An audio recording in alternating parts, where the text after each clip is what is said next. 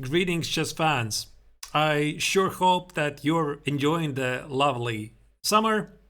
But I have come back with a fresh video, continuing my video series Inside the Mind of a Chess Grandmaster, where I'm walking through my thought process, what I'm thinking during the games, and ultimately, hopefully, providing you with some good advice that you could use yourself in your own games and thus become better players. So I'm covering right now the rapid tournament that I played in the middle of June in Cesis, Latvia. It was a rapid tournament, 9 games, and this particular game was played in round number 2. So I hope you're gonna find it instructive. Enjoy. Round number 2 game. I played against a Latvian young talent. By the way, I recently made a video about her because she is a girl. 15-year-old Naomi Maklokova. And if you're actively following my YouTube channel, I made a YouTube video and I called it whatever. The Unrecognized Beauty or something. Hey, thank you for the sub, Cam. Are you here? So, yeah, that's what I called it. Oh wait, just a second. Should be moved here. All right. Thank you, Cam. So, I made a video about it. So we have a fellow VIP member for Patreon. Hey, Cam. It's nice to join you. And what I know for sure that she is a very serious player who studies chess a lot. And when you play against serious kids who are like super well prepped at opening theory and everything, and what do? You play b3, of course. And b3 is a move, I have to confess, I have never ever studied in my life. I just know it. So this is the Larson the Cowboy opening, and it's a very popular choice for accelerated time control games. Again, this was a rapid game, but I assume that my young opponent might not have a lot of experience, if any, against such offbeat continuation, and I'm definitely not worse. So why not give it a shot? So she played d5. Yeah, the Audubon Jawab opening. She plays c5. I play e3. And now she plays knight c6. And I'm thinking, big mistake. This is a big mistake for rapid and accelerated time control games, because this is exactly what I want. So what I mean with that, I want to play bishop b5. I want to kill the knight, and then I'm thinking about some knight f3 stuff, or let's say she plays e6. I could even play f4 and knight f3 and shook castle and queen e1 and queen g3 d3 and knight e2 and knight e5 and go for some kings and attack. Anyway, it gives you a very easy game, but of course, I know according to the engine, there's nothing for white except an easy game. Hey, Brazilian Monk, appreciate the cheer. Thank you. How are you doing? Hope you have a great day. So, and I know that there's a very nice subtle move in this position for black, and that is the move a6. Now, a6 gives black a very nice game. So you have to be a bit careful here for white if you don't know what you're doing, because in some positions, black could even afford to play f6 and e5 and grab the center. So, I mean, naturally, I would have played something like d4, and black plays like c takes on d4, and I don't know, e takes on d4, some Zuckertort or whatever is this. Kasper, I don't know what is this. You probably know. Some neo Zuckertort Adibon Jababa, whatever. I don't know, I don't care. But the bottom line is, black is just fine. But she didn't know that, or she forgot it. She played here, and I played bishop b5. So she played e6, and I'm thinking, okay, maybe she wants to play knight g7, some reversed Nimzo position. Like, I know this from the black's perspective. So if I would play some random move, like let's say f4, she could play knight e7, knight f3, a6. Do I take on c6? Like, I suppose I do. And let's say she plays f6. Now, how good is this? So that's what I'm thinking. I don't want to include a 4. Hello, Richie. How are we doing? So I played knight f3. She played knight f6. Obviously, I played knight e5 because the knight belongs on e5 and it enables me all kinds of f4 ideas. So I just played it. She played bishop d7. I took on c6, obviously, with the bishop. I don't need it. Okay. The big question. The big question right now. Do I take on c6 or don't I take on c6?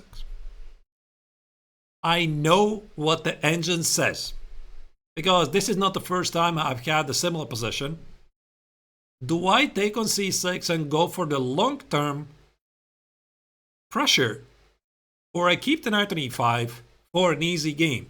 And it was not easy because I was seriously having conflicted feelings here. Let's say she plays rook c8, I go here, I go here, I play f4. Again, I'm thinking about some rook f3, rook h3, g4, g5, queen h5 stuff. But then again, it's a rapid game. This is not a blitz game. And she might figure out that you can play bishop e8 and knight e7 and play f6. So what do I have here? I mean, I don't have anything here basically in any single line. It's just, it's all about having the easy game. So I decided, first I included castle, and I decided to take on c6. So probably this was not the smartest move order. I should have taken on c6 immediately, but okay, whatever. So I played d3, I played knight e2. I was thinking about c4, knight c3, knight a4, bishop a3, rook c1, which is the common idea to get an opponent on c5, but I just did not want to put every single minor piece I have at the edge of the board. So I decided to play more solid chess, even though now I cannot apply pressure against the pawn on c5. And my idea was eventually I'm going to play g3 f4. Eventually. I don't know when. At some time. And if she plays a5, I'm going to play a4. And if she plays rook e8, knight e7, knight f8, knight e6, and knight e4, my logic was I'm going to see it coming miles away. And I'm going to do something during this time. So this was my thought process.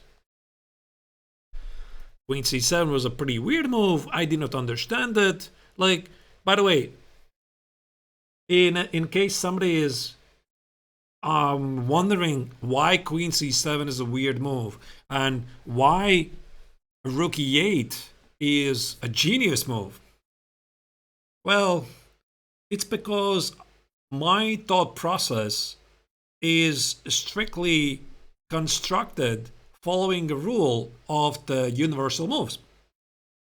And what is a universal move? A universal move is something that's going to help you in most scenarios from this position. Like, I know for sure the rook belongs on e8. I know for sure the knight on f6 stands badly, so I should start with knight e7, knight f8, knight e6, knight e4. So basically we are following the 3-question rule from Jakob Augert, if you want. Like, which is the worst placed piece, what is my opponent's plan, and what are the weaknesses, right? So whichever the order was, or order of the questions was. I'm sure Casper knows these 3 questions, and every self-respecting chess practitioner knows these questions because Augert is the name in the coaching and also the authorship. So why I'm then saying that rook e8 is the logical move and queen c7 is not the logical move is that I don't see a scenario where queen c7 is a useful move. And that's why when I'm having such positions from the black's perspective, I'm starting with the moves that I know for sure. So I call them universal moves. This is my invention.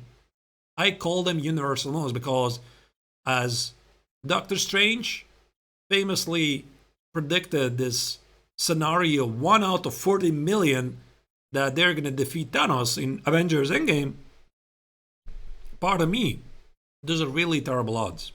And I think we're looking for better odds, not just 1 out of 40 million. And Queen C7 is maybe not 1 out of 14 million, but I would start with a different move. Anyway, all of this blabbering, you understand, is that I wouldn't play Queen C7. So I play Queen A2. Now she play Rook E8.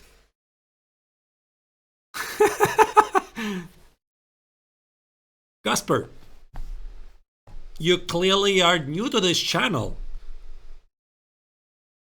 because I have quoted Doctor Strange at least 10 times in the channel. Every single time when I have a chance to quote the crazy doctor, I'm doing it. Of course.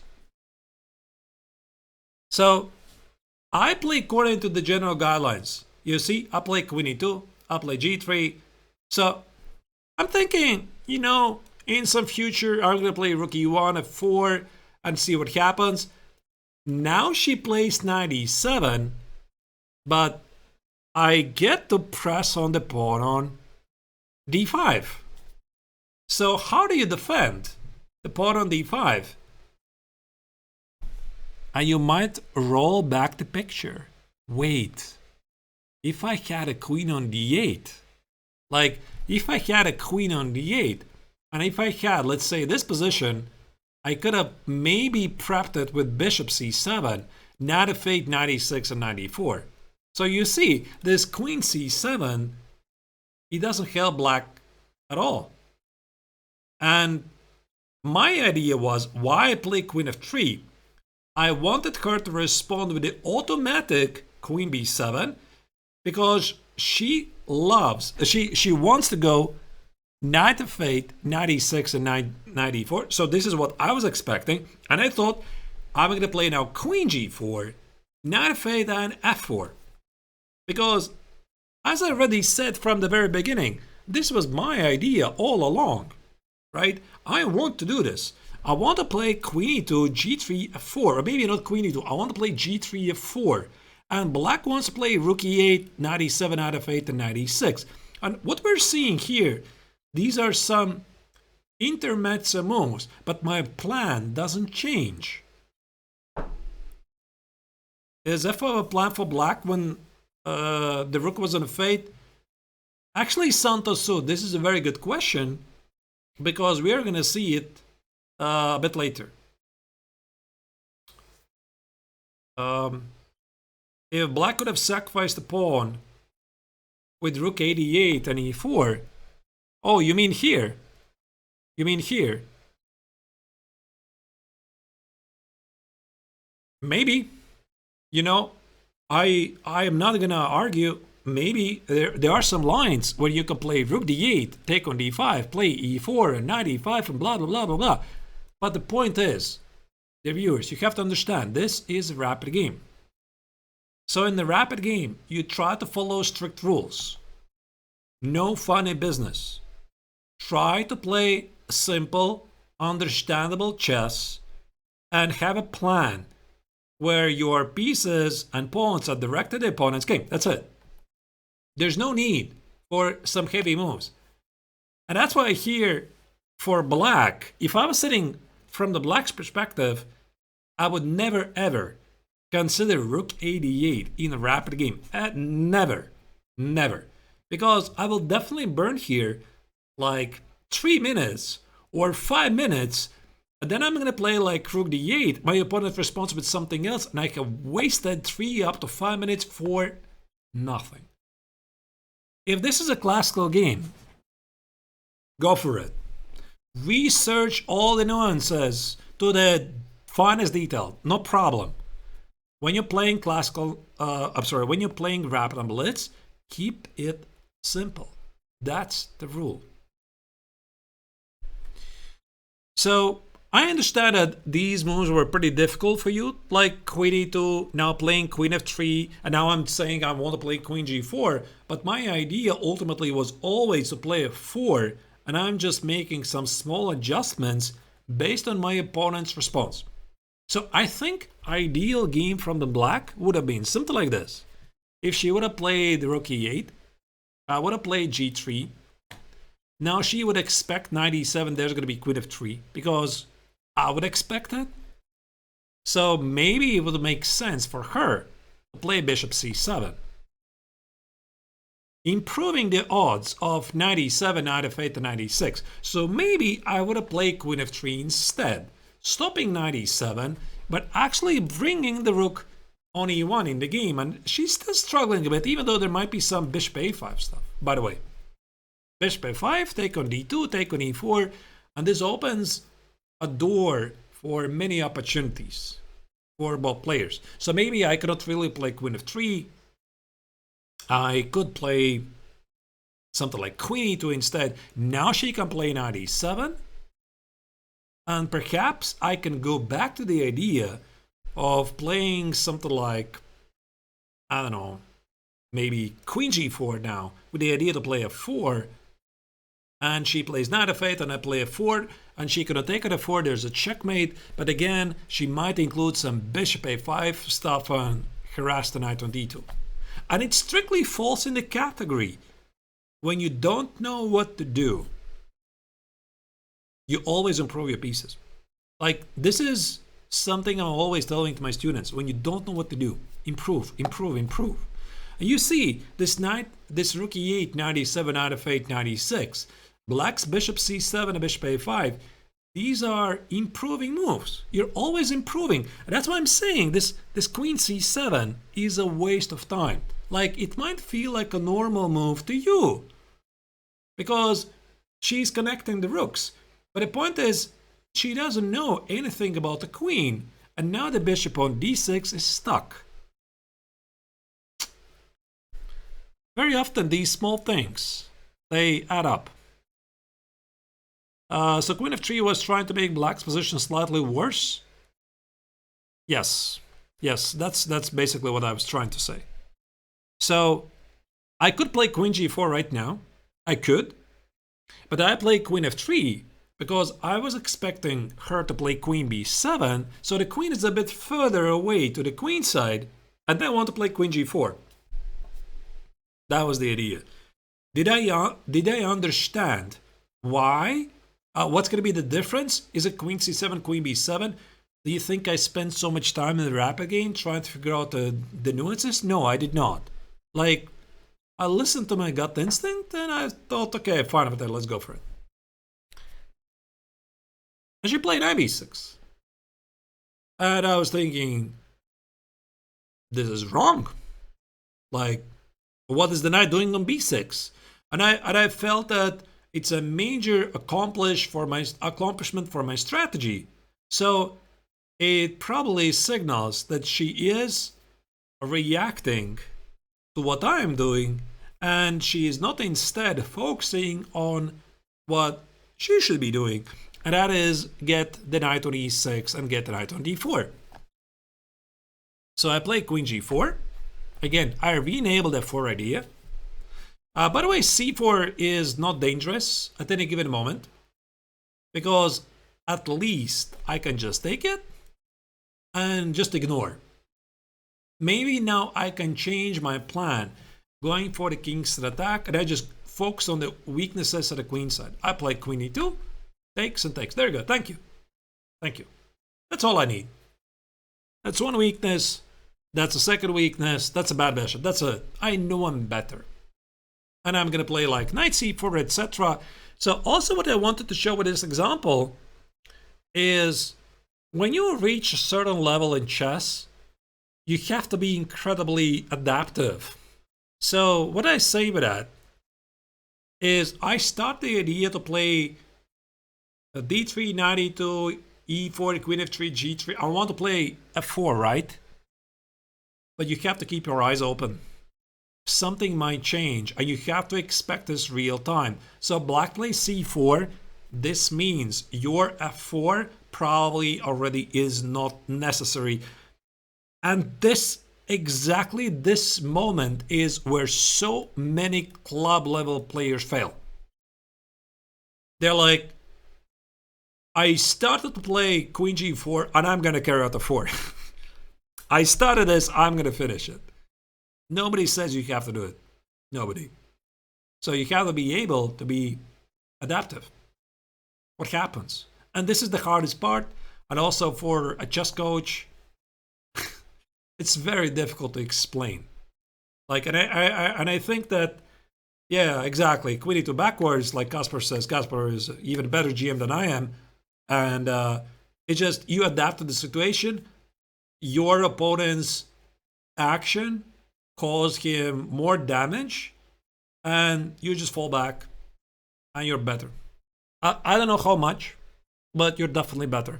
I'm not sure about the 4, but this would strictly fall in the category. And the category is, if you're doing better, you might remember there was a pretty famous video. I was coaching a certain YouTube celebrity. No funny business when a great position. You remember that? This is exactly the kind of position. If you have a great position and you can play queen e2, why would you complicate stuff? Why would you gamble? Why would you still carry out your original plan when something better has emerged? All right. So she played rook e6, and I was like, okay, what is this? Clearly, that's a defensive move to meet f4 with rook g6. I don't think the rook belongs on e6, so I play knight f3 instead. I was thinking some knight h4, knight f5 idea, see what happens. She went here, she went here, and I'm thinking I'm definitely better, right? I'm going to play bishop c1, improve my bishop. I'm going to play knight h4. Maybe I'm going to play 4, maybe not. We'll see. And there was a moment when I was thinking she should play c4. And I considered that I would love to take on c4, and if she takes with a d pawn on c4, this leaves her queenside pawn structure completely vulnerable. And if she takes on e4, I was thinking I could play knight e2, f5, and that at the right moment, play g4. Now this is what I wanted. Or maybe knight g5 actually. Maybe it was knight g5. Yeah, maybe knight g5. Knight g5, f5 for g5. Maybe it was like this. It looks a bit risky, I agree. So that's why I was thinking I could include bishop c1 first. She plays rook e6, I take it, and now I play knight g5. And now it becomes very obvious. And all of this, I was thinking during the opponent's time. So I already found that I would play c4, I would consider playing c4, and I very quickly calculate d takes, c4, d takes on e4, knight g5, f4, it's a bit risky, but bishop c1 makes a major difference. And she has no good place for the rook. Like rook g6 feels weird, rook f6 feels weird, jumping under some tempes. So definitely should have played rook e6. And now she played f5. And it's basically the same that happened in the previous game. If you were following my round 1 game analysis, very often the younger generation, especially kids, they don't really they should sometimes learn to slow down with their intentions, and they get carried away, especially when they're playing against a strong player. and there's the natural desire, a want to beat the guy. But f5, as you can see, is pretty poorly prepped. And yeah, maybe in the hints that she should have played rook f8. I would have played bishop c1. She would have went here. And I probably would have played like this. And I think I have a very easy game. She plays g6. I could push back the rook here. And I could make some sort of, I don't know, maybe c4. I'm thinking about this move. Like c4, target the pawn on d5. And does she take on c4 or does she not take on c4? I don't know. But even this position, I think I'm always better unless she's going to get the knight on d4. So we transpose, again, from some typical f4 attack to something positional because the pawn structure changes. Right. So, yeah, she played f5 and I was like, okay, let's go. I already knew my next move. And I want to protect the pawn, so I play g4. And here the thing is, there's nothing she can do. I just keep my extra pawn. Because if she plays h5, I play h3. If she plays g6 trying to expose my king, she also exposes her king. So I can go here and here. And no matter how black is trying to crash through, my king is feeling actually pretty safe compared to the black king. And that's why, yeah, so basically here she threw in the double. She played h6, and I thought, I mean, if you just sacrifice the pawn, h6 is not the way to play. So I very quickly made sure that g6 is not going to happen. And now black collapsed very quickly. Knight e5, rook e1, knight f4. I wouldn't have rushed with this move, but I mean, black's position already is pretty difficult. Rook e4, played f3. As you can see, basically, I'm playing with an extra piece, extra pawn. The knight on h4 is dominating all the light squares. The bishop on d6 is completely useless. And basically, yeah, there was not really a big fight until one more final twist. So she was seeking some counterplay, as she should, of course. c4, b takes on c4, and here, and queen a5, and I understand it. She has to do something like take on a2 and roll the pawn forward, etc. But there's no way I'm not going to give a checkmate to black during this time. So that's why I play h4, rook e8. I play g5. Under the here, I'm looking for some swift ways to finish the game, like maybe takes on h6, and knight f8 check, and queen g6, and all kinds of tactical motives. But here comes the funny part. So she plays h5, tries to close the king side. I was like, okay, whatever, let's just take the pawn, enabling a g6, queen g5, queen h5. She gives a check. I go here.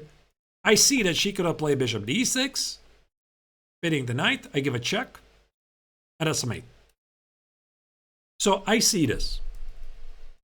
She plays bishop f8, and I'm thinking, okay, obviously g6 wins, right? So she goes here. I play queen g5. I'm going to take on h5. So a couple of moves, and this game is done. And I take the pawn here. I'm thinking, okay, maybe this is going to be faster. And something funny happens. I completely miss queen b8. I'm like, whoo, look at that. Look at this sneak move. Queen h2 check. Add a queen on b8. Hits the rook on e8. Yeah. But okay, then I was like, okay. I still have rook e5. Yeah, this is pretty silly, to be honest. Pretty silly because I relaxed too early. She pinned the rook. I protected. She takes. It's still easily winning. I know that. But I mean, yeah, this was pretty ridiculous. Like, I still got plenty of time, and I suppose the rule is, well, I know the rule, of course, and Casper knows the rule, and Richie knows the rule. Everybody knows the rule. Never ever relax too early. Never. Anyway, I blundered this, but I'm still winning. Why? Because these pawns are rolling forward. And now the point is, after rook e7, I was hoping she's gonna cap. She's gonna do this. I'm gonna give a check, and that's a mate. I thought this is a pretty nice way to finish off the game. Rook e5 is queen g7 mate, and rook g8 is queen f3. It's a mate. So there's nothing she can do. And yeah, instead she played rook f7. I kind of didn't understand the move. I just played g6 and took the rook. So that was a pretty anticlimactic finish of the game. Pretty weird one. But